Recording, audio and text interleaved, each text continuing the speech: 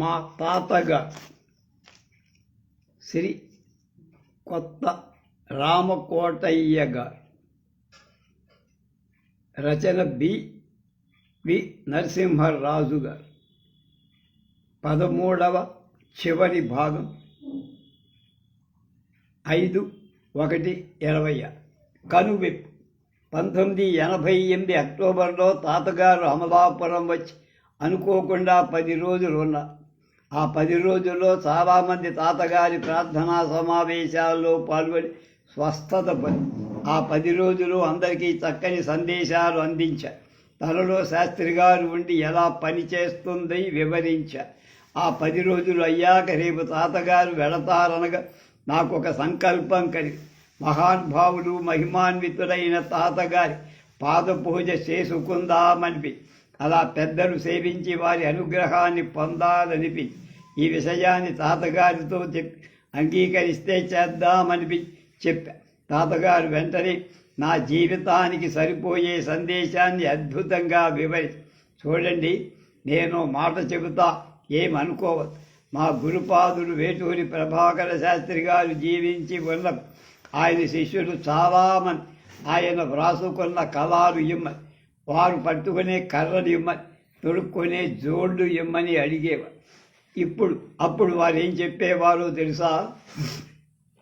ఇవన్నీ ఎందుకురా మీకు, నా పెన్ను ఇస్తా, కొన్నాడు పూజ్యభావంతో వాడుకో, తర్వాత మీ పిల్లలు ఎక్కడో పారేస్తా, నా చేతి కర్రలు ఇస్తా, మీరు లేనప్పుడు మా వాడు వాటిని కుక్కను పట్టడానికి ఉపయోగిస్తారు, పోనీ నా చెప్పులు ఇస్తా, అవి కొన్నాడు ఉంచుకొని విసిగెత్తి బయట పడే, ఇవట్లా మీ గురువు నుండి కోరుకోలేని, ఇలాంటివి ఎవరికైనా దక్కుతాయి, ఇవన్నీ అశాశ్వతం కదరా, మనకి ఎప్పుడూ వద్దురా, శాశ్వతమైన వాటినే కోరుకోదు, శాశ్వతమైన దానినే మనం పొందాలి. అశాశ్వతమైంది ఏదిరా, బ్రహ్మే కదా.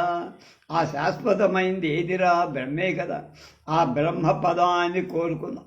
ఆ బ్రహ్మపదాన్ని చేరుకోవడానికి గురువు ఏ విధంగా చేరిస్తున్నాడు, మీరు ఆ మార్గాన్నే నడవాలి. ఆయన ఎలా నడిచి లోకాన్ని ఆదర్శవంతుడయ్యాడు, అలాగే శిష్యులు కూడా నడవాలి. అనుకరించాలి కానీ అనుకరించకూడదు, అనుసరించాలి కానీ అనుకరించు. ఈ మార్గాన్ని పొందటానికి మీరు ప్రయత్నం చేయండి. అంతేగాని గుడువు తొడుక్కున్న చొక్కాలు కావాలనుకోవడం తెలివి తక్కువతనం అనేవారు. అప్పటి నుంచి వాళ్ళని ఏమీ అడిగేవాడు కాదు.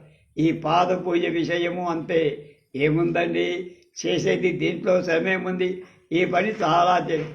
ఆ నీళ్ళేం చేస్తారు, నెత్తి మీద పోసు, లేకపోతే మొక్కల్లో అయిపోయింది కదా పాదపూజ, తర్వాత మనం మనగానే ఉండిపోతాం, అంతే కదా జరిగేది. లోకల్లో ఇంతకన్నా ఏమైనా జరుగుతోందా? మరి మనస్సులో మార్పుకి ఇవేమన్నా పనిచేస్తాయా? పాదుకల విషయము అంతే. పెద్దలకు పాదుకలు వాటిని పూజ చేసి పవిత్రంగా ఒక చోట ఉంచుతారు. అయితే అవి తప్పని కాదు. ఈ విధమైన పూజలు భక్తి మార్గంలో చాలా పెద్ద స్థాయిలో ఉంటాయి. పెద్దల పట్ల గౌరవం, అది సేవించుకోవడం, మనం అనే అహంకారాన్ని వదిలి వాటికి సమర్పణ కావటం అంతకన్నా మంచి మార్గం వరకు. అది గురువు చెప్పినట్టు చేయగలుగుతున్నామా? ఎప్పటికప్పుడు మన బుర్రే కదా పనిచేస్తుంది. ఒకటి చెప్తున్నా, మీరంతా జాగ్రత్తగా, ఎదుటి వాళ్ళు మనల్ని చూసినప్పుడు మనం గురువు జ్ఞాపకంలో అలా కావాలంటే మనం గురువు చేసినట్టు చేసి తీరాలి. అది ఎంత గొప్పండి. నన్ను చూస్తే మీకు మా శాస్త్రి గారు జ్ఞాపకం రావాలి. మిమ్మల్ని చూసినప్పుడు మీ గురువు ఈకే గారు గుర్తురా, ఈకే గారిలా ఎంత చక్కగా మందులిస్తున్నారా అని అనుకో. ఇది మనకు ముఖ్యం. మీరంతా ఈ విధంగా చేసినప్పుడు నాకు సంతోషాన్ని కలిగించిన వాళ్ళవుతారు. మృదువుగా మందలించారు. తాతగారు అన్నది అక్షర సత్యం. ప్రస్తుతం లోకంలో తాతగారి తీరులో గురువును అనుసరించేవాడు చాలా తక్కువ. గురువుకున్న అలవాట్లనే అనుకరించేవాడు. ఇతరులు మనల్ని చూసిన మన గురువు వాళ్ళకు కనిపించాలంటే ఎంత సాధన కావాలి. గురువు చెప్పినట్టు నడుచుకో, అలా నన్ను నిరంతరం నడవమని, గురువు చేసినట్టు పని చెయ్యమని వెన్ను తడుతూ నాకు చక్కని కనువిప్పు కలిగించారు మా తాతగారు. కిటికీ జబ్బు.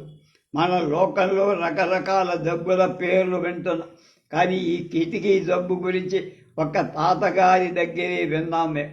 అసలు మనకి వచ్చేవి జబ్బులే కావంటారు తాత. అవి మనిషిని భయపెట్టడానికే వస్తాయి.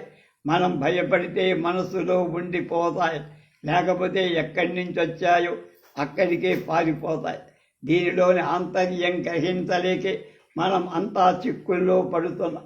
మన శరీరంలోకి వచ్చిన వ్యాధుల్ని గురించి భయపడు వాటి నుండి విముక్తిని పొందడానికి పెద్ద పెద్ద హాస్పిటల్స్కు పోయి పెద్ద పెద్ద మొత్తాలను ముడుపులు చెల్లించుకొని ఫలితం లేకుండా తిరిగి వస్తారు.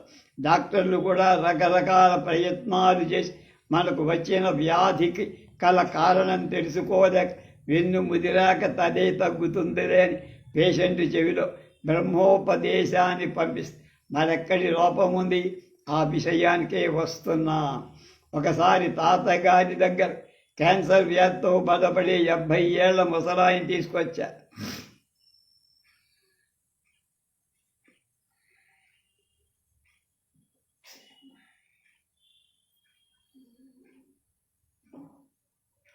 ఆయనకు చెవిలో చాలా కాలంగా అనుమానం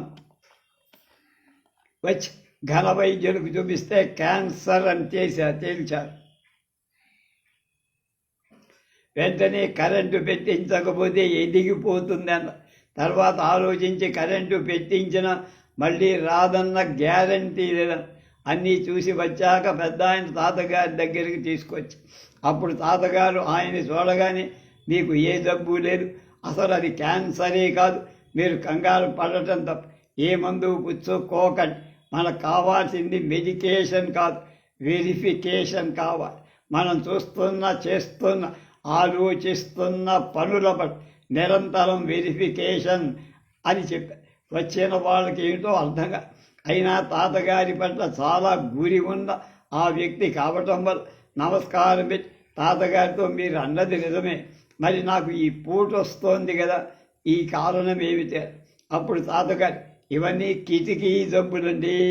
మన శరీరంలో ఉన్న వెంటిలేషన్ గుండి లోపలికి వచ్చి మరో వెంటిలేషన్లోంచి బయటికి గాలిపోతూ ఉంటుందా? ఆ వచ్చే వాటిని రానివ్వాలి, పోయే వాటిని పోనివ్వాలి. అప్పుడు మనంగా మిగులుతాం. కానీ మీరంతా చేస్తున్న తప్పు ఒకటి, ఈ లోపలికి వచ్చిన జబ్బులు చక్కగా ఆహ్వానించి వాటికి ఎరువు పోసి పెంచుతూ ఉంటారు. వెళ్ళిపోతున్న వాటిని పట్టుకొని మీలోనే ఉంచుకుంటా. దాంతో మనల్ని అవి లోకువ కట్టి మనలో ఒక భాగంగా శిబిరం వేసుకొని ఆ భాగం మాది అని బోర్డు కట్టేస్తారు. ఆ బోర్డునే మన వాళ్ళు ఫోటో తీసి ఇదిగో నీ క్యాన్సర్, ఇది టీబీ అంటూ అనేక విధాలుగా దాంతో మనం మళ్ళీ కృషించిపోతాం. అందువల్ల మనం చెయ్యగలిగింది ఒక్కటే, మన మనస్సుని మెడికేషన్ వైపు కాకుండా మెడిటేషన్ వైపు నడిపింది. అప్పుడు మనకు ఇబ్బందులు ఏమీ ఉండవు. అప్పుడు ఏవేవో చిరాకులు మనకి వచ్చిపోతున్న వాటికి అతీతంగా ఉండి సాక్షిగా చూడటం మొదలవు. ఇప్పుడు నేను చేస్తున్న పని ఇదే. నా మట్టుకు నాకు చూడండి, నాకు మీకు లాగానే బాధలుంటాయి, కానీ వాటిని నేను ఎవరో పాపం బాధపడుతున్నారు, అవి మనల్ని వచ్చి ఆశ్రయిస్తున్నాయి, కొంతసేపటికి అవే పోతాయి అనుకోండి. దాంతో వాటిపై మనకు మోహం కానీ ఆధిపత్యం కానీ ఉండదు. వచ్చిన వాళ్ళకి తాతగారి బోధ నచ్చి తర్వాత తాతగారు ప్రార్థన చేశారు. 10 రోజుల్లో వారికి నొప్పి తగ్గింది, నీరసం తగ్గింది, నెల రోజుల్లో అన్నీ క్యాన్సర్ కాస్త క్యాన్సర్ అయ్యి ఇలాంటివి చెప్పుకుంటే 100,000. తాతగారికి చెప్పిన వివరణ చాలా అడ్వాన్స్డ్ సైన్స్కి సంబంధం. దీన్నే హీలింగ్ సైన్స్ అంటారు. దీని విలువ తెలియాలంటే నిరంతర సాధన కావాలి. అలా మనం నిరంతరం యోగాభ్యాసం చెయ్యాలని, దానిని అనుభవంలోకి తెచ్చుకోవాలని అన్న తాతగారి తపన మనకు ఈ బోధలో కనబడి విశాఖపట్నం నుంచి ఒక లేడీ, ఎవరో పేరు జ్ఞాపకం లేదు, డిస్టెన్స్ హీలింగ్ అని ఆవిడ చేసే. ఎవరైనా ఆవిడకి ఫోన్లో చెబితే నాకు ఇలా పద్దాన్ని ఆవిడే ధ్యానం ఏదో చేసేది. తర్వాత ఇక్కడ రోగికి తగ్గేదని చెప్పుకునేవాళ్ళు కాదు. సుమారుగా 10, 15, 20 ఏళ్ల క్రితం. అన్నిటికీ మూలం అనాహత సుపీరియా మెడిక్. వైద్య ప్రపంచంలో మెటీరియా మెడికా విన్నాం, కానీ సుపీరియా మెడికా ఎవరో విన. అది వినేది కాదు, హృదయంలో తెలుసుకొని.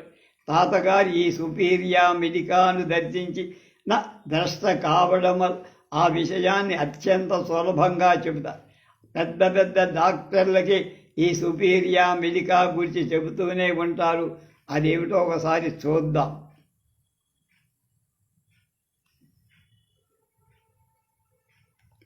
ఒకసారి తాతగారు గుంటూరులో ఉండగా ఒక డాక్టర్ గారు వచ్చి తాతగారితో, అయ్యా, మా ఆసుపత్రికి ఒళ్ళు కాలిపోయిన 4 కేసులు వచ్చి, అందులో 70% ఒళ్ళు కాలినవాడు, 60% గ్యారెంటీగా సరిగిపోతారు, ఇక మిగిలిన 55-40% వాడు ఒళ్ళు కాలి, వాళ్ళు తప్పక బతుకుతారనిపిస్తుంది.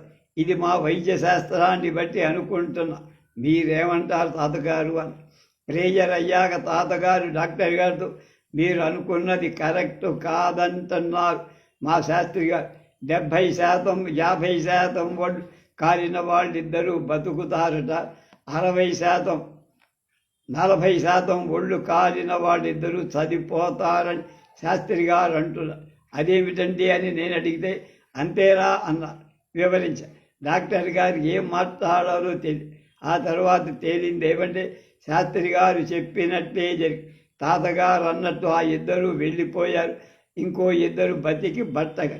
తర్వాత తాతగారు డాక్టర్ గారి కబురు చేసి తాను అయంతో చెప్పిన ప్రత్యేక విషయాలు మాట్లాడాలని వారిని తప్పక ఖాళీ చేసుకు రమ్మని కబురు చేసి ఒకరోజు తాతగారి దగ్గరకు ఆయన వచ్చి, అప్పుడు డాక్టర్ గారితో తాతగారు, ఏమండి, మనం 4 రోజుల క్రితం ఒళ్ళు కాలిపోయిన 4 కేసుల్ని గురించి మాట్లాడాం కదా, అప్పుడు మీరు నన్ను అది చెప్పడం ఎలా సాధ్యమండి అన్నారా?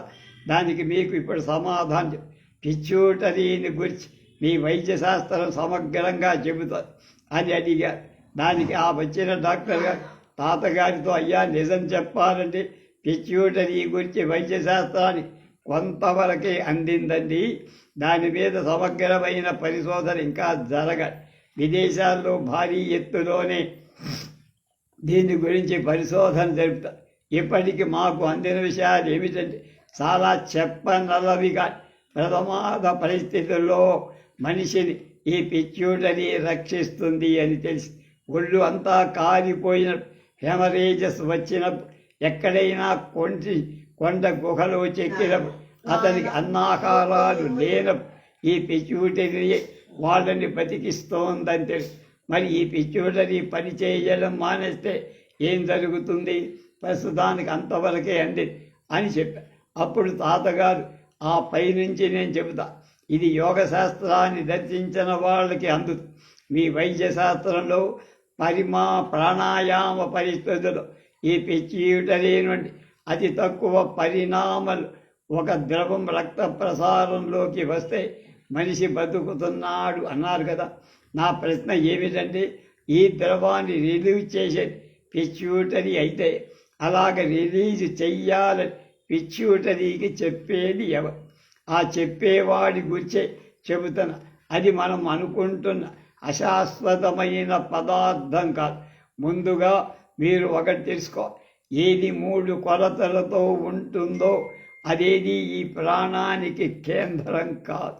పొడవు, ఎత్తు, వెడల్పులు అందేది ప్రాణం ఎలా అవుతుందండి? ఆ ప్రాణం అంతటా నింటి ఉంటుంది. అయితే ఇది 4వ కొలతకు అందే, అంటే 4th డైమెన్షన్కి చెందేది. టైం స్పేస్ దాటిన వాళ్ళెవరో వాళ్ళకే తెలుసు. ప్రాణాపాయ స్థితిలో ఉన్న వాళ్ళెవరో ఈ రూపంలో ఉన్న పిచ్యూటరీ కంట్రోల్ చేస్తున్న ఫార్ములస్ యాక్టివిటీ నుండి ఈ ఫారమ్స్ అన్నీ పనిచేస్తాయి. అంటే అవ్యక్తంగా ఉన్న స్థితి నుండి ఇవన్నీ వ్యక్తమవుతాయి. ఇది యోగ దృష్టితో చూసే వాళ్ళకి తప్ప మామూలు కళ్ళతో చూసే వాళ్ళకి అందేది కాదు డాక్టర్ గారు. అయితే ఈ పిచ్యూటరీ మనం ఏ సెంటర్ నడిపిస్తోంది ఇది కూడా చెబుతా. మనం అందరం అనుకుంటున్న హృదయ కోసం హార్ట్ మీరు అనుకుంటున్నట్లే ఎడమ పక్కనే ఉంది. ఇది 3 కొలతలకు అందే. ఇది మీ వైద్యులకు సంబంధించిన గుండెకాయ. దానికి సరిగ్గా సమాంతరంగా కుడివైపున హృదయ కమలం ఉంటుంది. ఈ హృదయ కమలమే ఫిజికల్గా ఉండే గుండెకాయని నడిపిస్తుంది. హృదయ కమలం ఆగిపోతే హృదయ కోశం కూడా ఆగిపోతుంది. అలా కాకుండా హృదయ కమలం పనిచేస్తూ ఉంటే మీరు అనుకున్న హార్ట్ తాత్కాలికమైన కుదుపులకు ఆగిపోయిన మళ్ళీ కొట్టుకునే అవకాశం. దీన్నే నారాయణుడు లోపల ఉన్నంతకాలం జీవుడు శరీరం అనే రథం నుండి దిగిపోయిన నారాయణుడు పిలిస్తే తిరిగి జీవుడు వస్తా అని యోగ శాస్త్రంలో చెప్పారు. ఈ సెంటర్ని యోగ పరిభాషలో దహరాకాశం అని, పై ఉన్న ఆకాశంలో ఏ ప్రజ్ఞ అయితే ఉందో ఆ ప్రజ్ఞే ఈ దహరాకాశంలో కూడా పనిచేస్తుంది. దహరాకాశం అన్నిటికీ మూలం. ఇది ఉంది అని తెలియటమే మానవ హృదయంలో పనిచేయటం. హృదయం కమలం కాస్, హృదయంలో హృదయ కోశం దీని ఎఫెక్ట్. హృదయ కమలం కాజ్ కారణం, హృదయ కోశం దీని ఎఫెక్ట్, దాని పని అనమాట. ఎఫెక్ట్ అంటే ప్రభావం. ఈ దహరాకాశాన్ని చైతన్య కేంద్రం అంటారు. దీనివల్లే మీ పిచ్యూటరీ పని. మీరు అనుకుంటున్న బాండ్ మ్యాటర్, బ్యాడ్ మ్యాటర్, అసలు మ్యాటర్ వీడే చైతన్య వర్గం.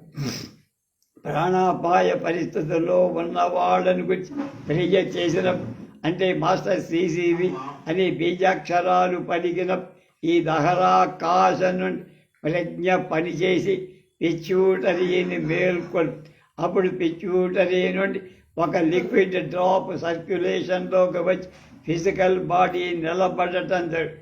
ఈ మొత్తం ప్రక్రియ అంతా ధ్యానంలో నాకు స్పష్టంగా కనిపిస్తుంది. ఎప్పుడైతే చైతన్య కేంద్రం పనిచేస్తుందో అది తెలిసిందో వాడు తప్పనిసరిగా ఎలాంటి ప్రమాద స్థితిలో ఉన్న బతుకుతానని ఖచ్చితంగా చెప్పగ. ఇదే మాస్టర్ సివివి ప్రేయర్ ఉన్న మహిమాని ఉన్న సత్యాన్ని చక్కగా వివరించి అప్పుడు డాక్టర్ గారు చాలా ఎంతో ఉత్సాహంగా తాతగారిని, అయ్యా నేను ఈ విషయాలన్నీ మా వాళ్లకు చెప్పచ్చా అన్నారు. అప్పుడు అది మీకు దర్శనం ఇచ్చినప్పుడు కదా వాళ్లకు మీరు చెప్పడం. ఇది మీ స్టెప్గా అందేది కాదు, ఇది అనుభవంలోకి తెచ్చుకోవాలి. అయితే ఏం చెయ్యాలి? ముందు బయట తలుపులు మూసాయి అంటే పంచేంద్రియాల ద్వారా జరుగుతున్న బాహ్య వృత్తులను కట్టిపెట్ట. మనస్సు ఏకాగ్రవృత్తిని దాని నుండి నిర్వృత్తిలోకి వెళ్ళ. అప్పుడు మనం అనుకుంటున్న కేంద్రం ఆ నిర్వృత్తిలో ఉన్నప్పుడే తెలుసు. అంటే థాట్ ఫార్మేషన్ ఎక్కడ అవుతుందో ఆ థాట్ ఫార్మం అవ్వకముందు స్టేజ్ నుండి దాన్ని చూడటానికి వీలవుతుంది. థాట్ ఫారం అయ్యాక అది కనిపించి ఇది ఫిజికల్ లెవెల్లోకి వచ్చి అంచేత ఆ స్థాయికి మనం వెళ్ళాలని ముందు మన దగ్గర ఆర్తితో వస్తున్న వాళ్ళు హృదయస్థంగా ప్రేమించి భగవత్ స్వరూపులుగా చూసినప్పుడే ఈ కేంద్రాన్ని తెలుసుకునే అర్హత వస్తుంది. ప్రేమ వల్లే ఇంత కథాజరు. ఈ ప్రేమ కేంద్రాన్ని పెద్ద అనాహతం అని. అందువల్ల మీరు ముందుగా అందరినీ ప్రేమించడం నేర్వండి అని చాలా మృదువుగా మందరి వారికి తిందని మార్గాన్ని చూపి అదే తాతగారు చెప్పిన సుపీరియా మెడిక. మనం కూడా వారి చెప్పినట్లుగా అందరినీ సహృదయంతో ప్రేమిద్దాం. అన్నిటికీ మూలం అనాహతం అని తెలుసుకుందాం. అర్జున రథావతరణ 34. మాస్టర్ సివివి ప్రేయర్ చేసే వాళ్ళకందరికీ ఈ వ్యాసం తప్పక పనిచేస్తుందని సదుద్దేశంతో అందిస్తున్నా. సివివి గారి ప్రేయర్ మనం ఎన్నాళ్ళ చెయ్యాలి, కొన్నాడు చేస్తే సరిపోద్దా అన్న ప్రశ్నలు సాధకులకు సాధనలో పారసపడి దీనిలో రకరకాలైన అభిప్రాయాలు. అలాగే సివివి గారి ప్రేయర్ అందరూ చేయొచ్చా అన్నది కూడా మనలో కొందరికి వచ్చే సందేహాలు. దీనినే ఒకసారి తాతగారిని అడిగాను. అప్పుడు తాతగారు చెప్పిన సమాధానంతో నాలో సందేహ మేఘాలు విచ్ఛిన్నమయ్యాయి. తాతగారు ఇలా, ఈ ప్రశ్నకి చాలామందికి రావటం, ఈ ప్రశ్న చాలామందికి రావటం సహజం. ఒకసారి పిడుగురాళ్లలో యోగ సమావేశాలు జరిగాయి. అక్కడికి వివిధ కేంద్రాల నుంచి చాలామంది వెళ్ళారు.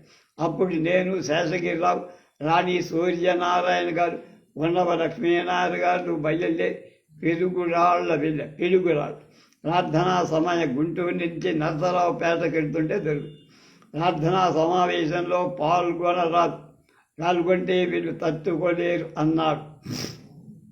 దానికి లక్ష్మీనారాయణ గారు మా ముగ్గురిని గురించి చెబుతూ, ఈ ముగ్గురు మహాయోగి అయిన వేటూరి వారి శిష్యులు, వీరు దేనికైనా తట్టుకోగలరని చెప్పారు.